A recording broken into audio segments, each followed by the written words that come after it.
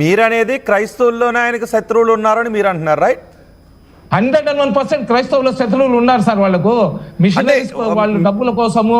నేను చెప్తున్నాను కదా సార్, మీరు చరిత్ర చూడండి, చరిత్ర చూసుకోండి. మీరు అధికారం కోసం, ధనం కోసం, మగువ కోసం, ఈ ముగ్గురు కోసం కూడా యుద్ధాలు జరిగింది, ప్రాణాలు పోయింది. మతాల కోసం కూడా చనిపోయిన వాళ్ళు ఉన్నారు. మతాల కోసం ఎవరు చనిపోయిన వాళ్ళు ఎంతమంది ఉన్నారు మీరు చెప్పండి సార్, మీకు ఐడియా ఉంటే. నాకు 56 సంవత్సరాలు. ఎన్నో హింసాత్మక ఘటనలకు మతాలే కారణం. మన ఆంధ్ర రాష్ట్రంలో మతాల కోసం కాదు సార్, ఏదైతే ఈ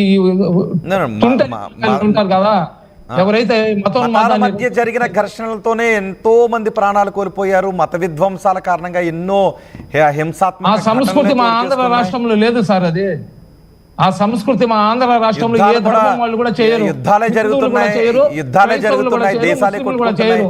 ఆ సంస్కృతి మా ఆంధ్ర రాష్ట్రంలో రాలేదు. ఓకే, మీరంటున్న దాని ప్రకారం ఒకటి, క్రిస్టియన్స్ లో ఎవరైనా ఆయనకు శత్రువులు ఉండొచ్చు, ముస్లింస్ లో 100% ఆయన క్రిస్టియన్స్ చాలా మంది శత్రువులు ఉన్నారు సార్. వాళ్ళకు మీకేమైనా ఆధారాలు ఉన్నాయా దాని గురించి? ఎవరైనా ఏమైనా చెప్పారా? చెప్పాను కదా, ఆయన పేజీలో ఉన్న స్క్రీన్ షాట్ మీకు పెడతాను చూడండి. ఆ కోణంలో కూడా దర్యాప్తు చేయమని చెప్పండి. నేను ఒకటే చెప్తున్నాను సార్, మీ మాధ్యమం ద్వారా, నేను కానీ తప్పు చేసి ఉంటే చట్టం ఎవరికి చుట్టం కాదు. ఒకసారి ఏ ఫేస్బుక్ ఐడిలో ఉంది? ఈ లోపు నేను కూడా మా వాళ్ళ చేత తీపిస్తాను. చెప్పండి ఒకసారి, ఫేస్బుక్ ఐడి ఏంటది? ప్రవీణ్ పగడాల. ఓకే, అక్కడ మా రిపోర్టర్ కూడా ఉన్నారు కదా, గయాజ్ కూడా ఉన్నారు, మా ప్రతినిధి. ఆయన కూడా ఫేస్బుక్ ఐడి ఏంటి అన్నారు? అది ప్రవీణ్ పగడాల. ఓకే, ప్రవీణ్ పగడాల FBI లోనే ఉంది అది? అవును సార్, ప్రవీణ్ పగడాల. మార్చి 2వ తేదీ సార్. ఓకే ఓకే, యా, నేను చూపిస్తున్నాను చూడండి సార్ స్క్రీన్ షాట్ మీకు. ఓకే, ప్రవీణ్ పగడాల FBI ఐడిని మేము కూడా చెక్ చేస్తాం. ఓకే ఓకే, ఒకసారి ఏముంది అందులో చదవండి.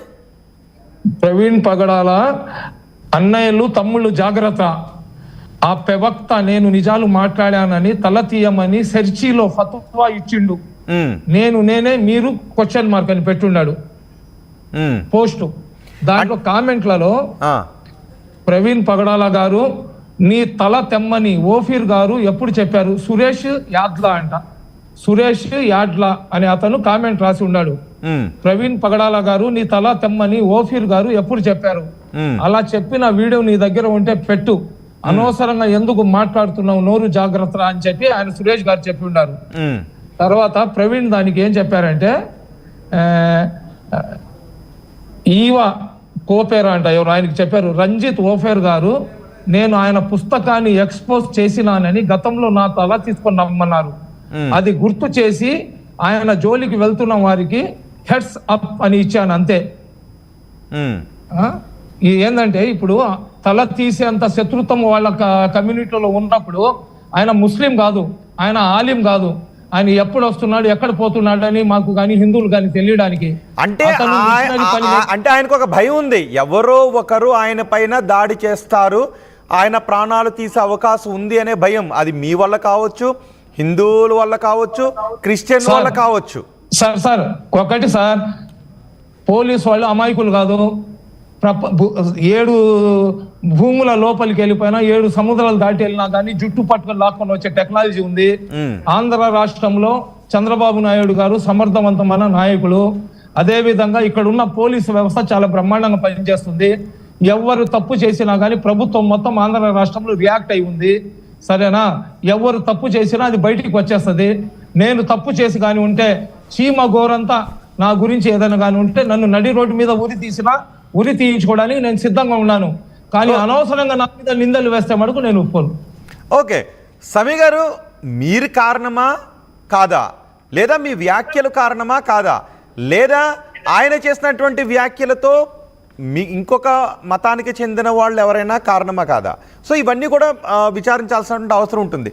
ఆయనకు చంపేసే శత్రువులు ఇతర మతాల్లో ఉన్నారు అనేది వాస్తవం, రైట్? సార్ ఇప్పుడు మనిషి చనిపోయి ఉన్నాడు సార్, ఎవరు చంపారు, యాక్సిడెంట్ జరిగితే ఎలాగ జరిగిందని చెప్పాల్సిన బాధ్యత పోలీసు వాళ్ళది. అదే, ఇది యాక్సిడెంటా లేకపోతే హత్య అనేది పోలీసులు తేల్చాలి.